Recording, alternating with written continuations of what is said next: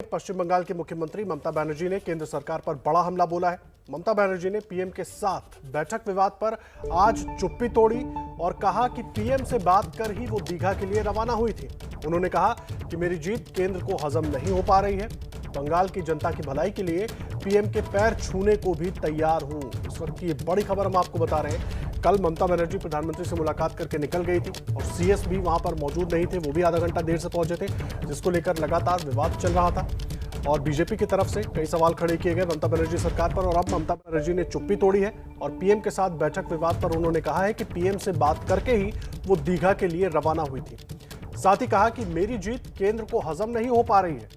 बंगाल की जनता की भलाई के लिए पीएम के पैर छूने को भी तैयार हूं। ये बड़ी खबर इस वक्त की हम आपको बता रहे हैं। और ममता बनर्जी ने कहा कि मेरे खिलाफ दुष्प्रचार किया जा रहा है और बंगाल की भलाई के लिए, बंगाल की जनता की भलाई के लिए मैं प्रधानमंत्री के पैर भी छूने को तैयार हूं।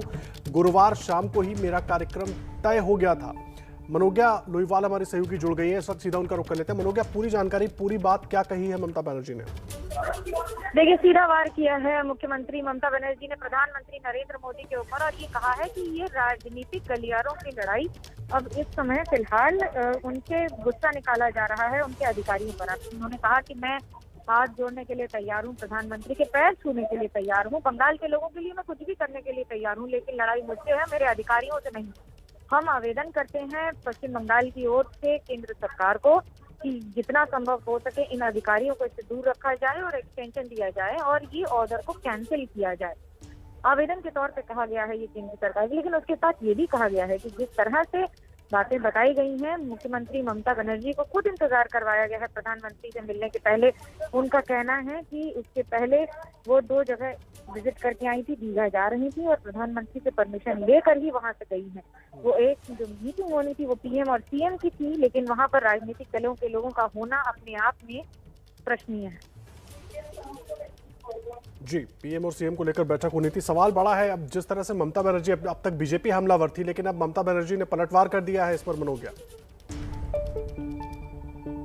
का नहीं है, ये काफी तेज पलटवार माना जाएगा, क्योंकि अगर राजनीतिक लड़ाई जो अभी तक चल रही थी, उन्होंने एक सेंटेंस और कहा कि अपनी हार बर्दाश्त नहीं कर पा रहे हैं राजनीतिक दल वाले, यानी कि बीजेपी के जो हार हुई है बंगाल में, इसे सीधा जोड़ते हुए उससे कि जिसकी वजह से इस तरह के कदम उठाए जा रहे हैं। अगर 4 दिन पहले जिस अधिकारी को एक्सटेंशन दिया गया है इस आधार पर कि उन्हें कोविड और साइक्लोन में काम करना होगा, एक ऐसे अधिकारी को उन्हें ये भूल जाना नहीं चाहिए कि आईएएस और आईपीएस की भी लॉबी होती है। मैं आह्वान करती हूँ पूरे देश के चीफ सेक्रेटरी का तो इस मुद्दे पर साथ में आए।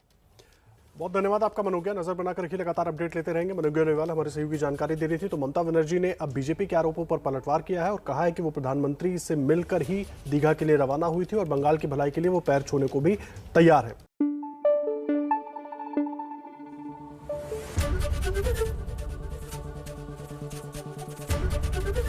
एबीपी न्यूज आपको रखे आगे।